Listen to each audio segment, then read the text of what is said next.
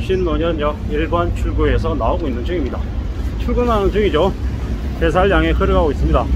저는 이제 매일같이 아침에 이제 출근하는 평일에 이렇게 이제 한 40분 50분 걸어갑니다.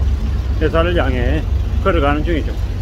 왜 걷냐, 왜 이런 시간을 보내냐, 뭐 결국에는 제가 이제 일상 중에서 운동량이 부족해서 운동을 좀 더 하기 위함이죠.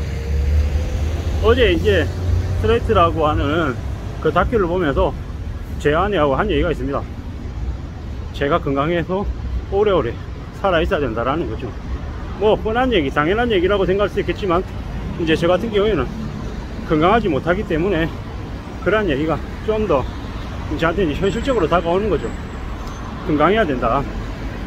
그 이제 3차 스트레이트 거기에 뭐가 나왔었냐, 이제 반자에 사는 이제 아주머니가 나왔는데 콜센터에 일한다라는 거죠.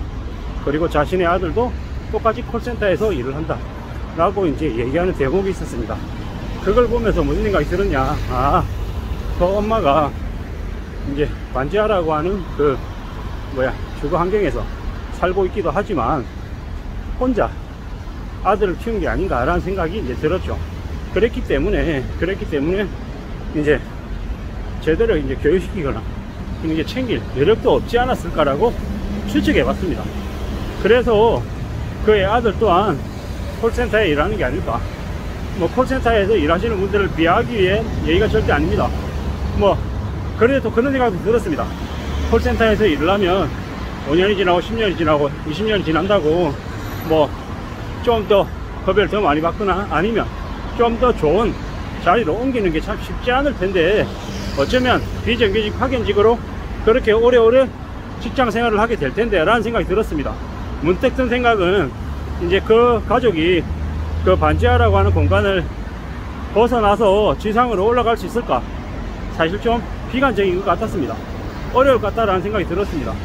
어쩌면 그런 일들이 우리 주변에 많이 있을 겁니다. 드러나지 않고 티나지 않았을 뿐인 거지 실제로 그렇게 힘겹게 참 비정규직 파견직 아니면 뭐 계약직으로 지내는 이들이 많을 거다라는 거죠. 뭐 씁쓸하죠. 그렇게 계층이 나뉘어져서 이제 시작할 때부터 출발점부터 뒤에서부터 시작하면은 이제 평범하게 사는 것도 어렵기 때문인 거죠. 한국이라고 하는 나라에서는 평범하게 중산층으로 보통 사람의 삶을 사는 것조차도 매우 어렵습니다. 그게 현실입니다.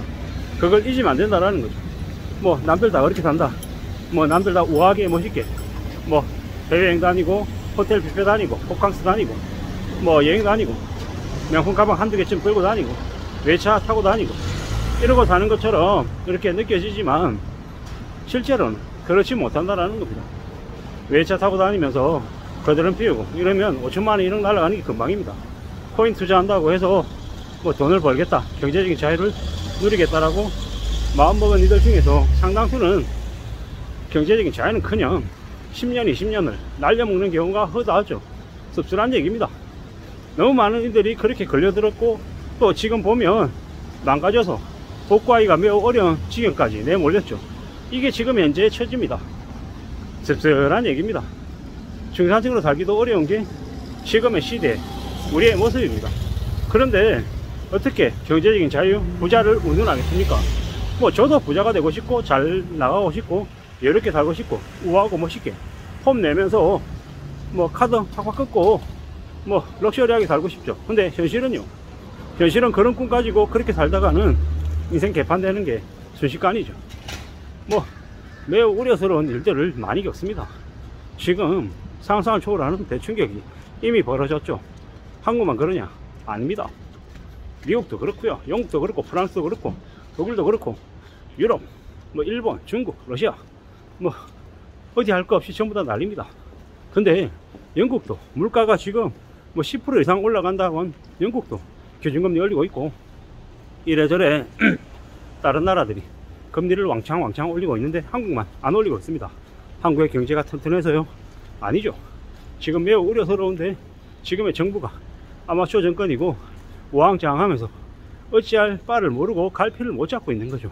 이명박 정부 아래에 있던 그 돈놈 같은 놈들만 전부 다 모여서 헤쳐먹고 있죠. 어쩌면 윤석열이라고 하는 일을 바지상으로 내세우고 실제로 자기들이 해먹는 개수작이 벌어지고 있는 거다라고 봐도 무방할 것 같습니다. 뭐 제가 뭐 진보다 보수다 뭐 국민의힘 뭐 민주당 이런 것들을 운운하기 위함이 절대 아닙니다. 뭐 윤석열 정부가 잘 되기를 간절히 바라죠.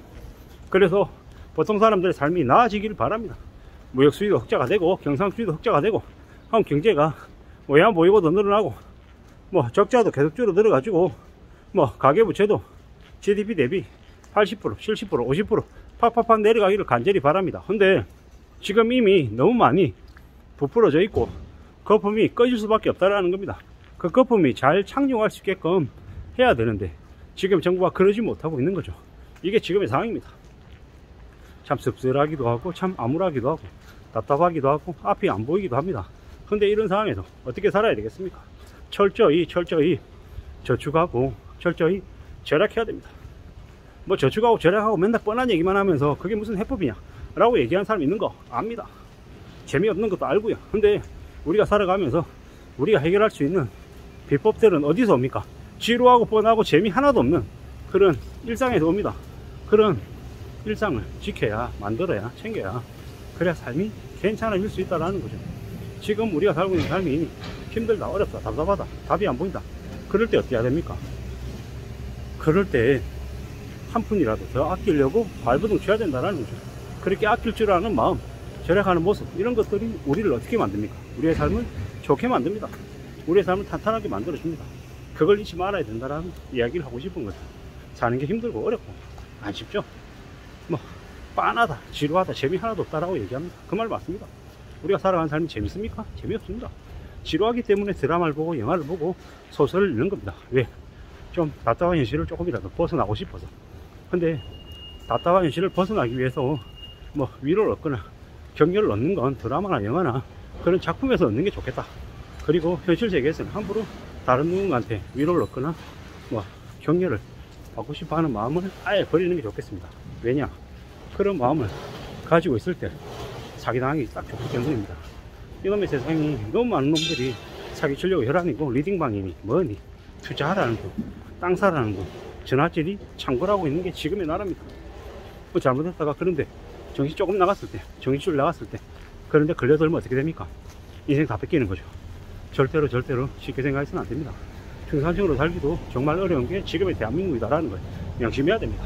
근데 나만 잘 되겠다고, 나만 부자가 되겠다라고 착각하는 순간 어떻게 됩니까? 인생 개판됩니다. 절대로 쉽지 않다라는 걸 명심해야 되고 또 냉정하게 봐야 될 것 같습니다. 이상입니다.